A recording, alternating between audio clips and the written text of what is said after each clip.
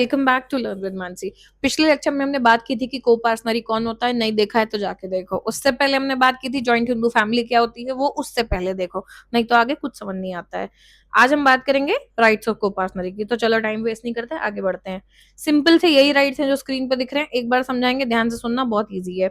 देखो, right by birth in the property. जैसे ही आप उस फैमिली में, जॉइंट हिंदू फैमिली में पैदा होते हो और आप एक चार जनरेशन की डिग्री में आते हो, जो हमने पिछले में पढ़ा था, तो आपका अपने आप बाय बर्थ एक राइट बन जाता है कोपार्टनरी में। ठीक है, आप उस घर में पैदा हुए हो, बेटा हो बेटी हो, आपका राइट बन जाता है बाय बर्थ, पहला हो गया। Right of joint ownership and common enjoyment. आपके एक्सक्लूसिव राइट नहीं होते हैं, वो प्रॉपर्टी आपकी अकेले की नहीं होती है। जितने भी लोग उसका जितने भी लोगों का उसमें इंटरेस्ट है, को पार्टनर्स, उन सबका राइट होता है उसमें।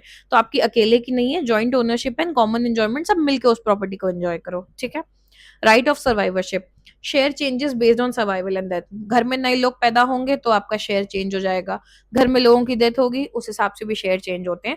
तो सर्वाइवरशिप पे चलता है, सर्वाइवल और डेथ के बेसिस पे शेयर बदलता रहता है। Right to accounts. अगर आप कोई फैमिली बिजनेस कंडक्ट करते हो, कोई आप पे फ्रॉड के चार्जेस लग गए हैं, या कुछ पार्टीशन हो रहा है, ऐसा कुछ भी सिचुएशन है, तो किसी सिचुएशन के हिसाब से आप जो करता है, जो हेड है, जो को पार्टनर, सबसे जिसके पास अभी प्रॉपर्टी की ओनरशिप है, उससे अकाउंट्स मांग सकते हो। ठीक है, कि मुझे अकाउंट्स चाहिए प्रॉपर्टी से रिलेटेड। ठीक है। Right to make personal acquisition. आप अपनी अलग से प्रॉपर्टी एक्वायर कर सकते हो, वो आपकी इंडिविजुअल प्रॉपर्टी होगी, वो को पार्टनरी का पार्ट नहीं होगी। जॉइंट हिंदू फैमिली की प्रॉपर्टी का पार्ट नहीं होगी। आप अपने पैसे कमाओ, अपनी प्रॉपर्टी खरीदो, 50 खरीदो, कोई फर्क नहीं पड़ता। Right to ask for partition, ये हम अगले लेक्चर में डिटेल में कवर करेंगे, पार्टीशन। ठीक है। Right to renounce his interest. आपका जो पर्सनल शेयर है, आप उसे छोड़ सकते हो, ट्रांसफर नहीं कर सकते हो। आप अपना शेयर छोड़ सकते हो। कि मान लो घर में 3 बच्चे हैं, एक ने कह दिया मुझे हिस्सा नहीं चाहिए, छोड़ दिया अपना, तो आप उससे जो है को पार्टनरी से खुद को एक्सक्लूड कर सकते हो। पर ये नहीं कि आप ये दे दो मेरा हिस्सा मेरे दोस्त को देना, ऐसा नहीं होता है। आप अपना शेयर छोड़ दो, बाकी लोगों में बटेगा वो। ठीक है। तो ये आपका राइट है कि आप उसे रिनाउंस कर सकते हैं। Right to restrain improper act. Simple सी बात है, कोई भी चीज प्रॉपर्टी को लेके ऐसे हो रही है जो इम्प्रॉपर है, जो सही नहीं है, जिसका कोई नेगेटिव नुकसान हो सकता है और आपको दिख रहा है, तो आपका एज अ को पार्टनर हक बनता है कि आप उसे रोक सकते हैं। ठीक है। राइट ऑफ एलियनेशन ओनली करता, ये सिर्फ करता के पास राइट होता है। एलियनेशन मतलब कि जमीन किसी को दे देना, ट्रांसफर कर देना, बेच देना, एक्सेट्रा। तो उन्होंने बोला कि अगर कोई लीगल रिक्वायरमेंट है, या फिर जो एस्टेट है, मतलब जो जमीन है, उसका कोई बेनिफिट है, या कोई इनडिस्पेंसेबल रिलीजियस या चैरिटेबल ड्यूटी है जिसको फुलफिल करने के लिए जरूरत पड़ती है, या कोई पुरानी डेट्स हैं, खानदानी डेट्स हैं, उनको पूरी करने के लिए जरूरत पड़ती है, तो उस केस में कर्ता के पास राइट है कि वो उस जमीन को बेच सकता है या ऐसा कोई फैसला ले सकता है। पर ये कंडीशंस होनी जरूरी है। ऐसा नहीं कि जुआ खेलता है और उड़ा दिया, ऐसा नहीं होता है। क्योंकि उसकी अकेले की नहीं है, हमने अभी पढ़ा था कॉमन एंजॉयमेंट, और लोग का भी हक है उसमें।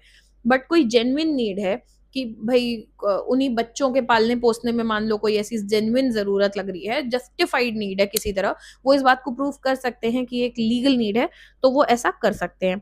Right to maintenance. जितने भी को पार्टनर हैं उनका हक होता है कि वो उस जमीन से, उस जॉइंट फैमिली की प्रॉपर्टी से मेंटेनेंस डिमांड कर सकते हैं कि हमारी देखरेख में इससे जो भी इनकम आ रही है, जो भी फायदा आ रहा है, हमारा भी हो। राइट ऑफ वुमेन एज को पार्टनर्स। पहले विमेन को पार्टनर्स नहीं होती थी, 2005 में अमेंडमेंट आया था। उसके बाद विमेन में भी यू नीड टू रिमेम्बर कि हम सिर्फ डॉटर की बात कर रहे हैं। Mother, daughter in law, mother भी घर की बहू ही है एक तरीके से, तो क्योंकि सास भी कभी बहू थी। तो जो मदर हैं, डॉटर इन लॉ हैं, वो अभी भी को पार्टनर्स नहीं है, उनका कोई राइट नहीं है।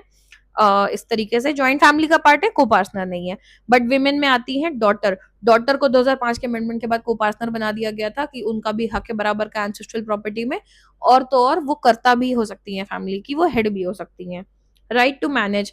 वैसे कर्ता की रिस्पॉन्सिबिलिटी है उस प्रॉपर्टी को मैनेज करना, उससे जुड़े फैसले लेना, उसकी देखरेख करना, सब कुछ। और लोग भी इसमें पार्टिसिपेट कर सकते हैं। इसका अगले लेक्चर में हम बात करेंगे पार्टीशन के बारे में, और उसके बाद हम हिंदू सक्सेशन एक्ट डिटेल में डिस्कस करेंगे। तो प्लीज स्टे ट्यून।